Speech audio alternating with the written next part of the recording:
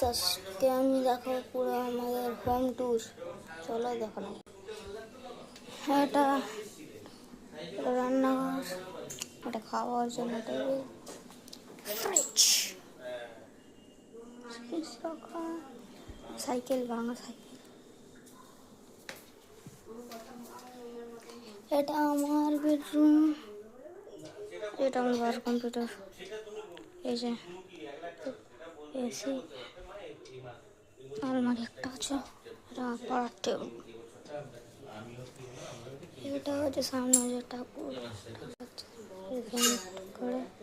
না না, এটা তো বলতে, হ্যাঁ সেটা তো তুমি বলবি যে তুমি যদি এটা না বলে মাই মাস্টার যাবে তুমি তার অফিসে তো এই মাসেই নেবে, তো এইগুলো বলতে পারো। তো তুমি কেন অফিসেরটা বলছো না যে অফিসের জন্য আমি তোমাকে আগে একটা শাড়ি কিনে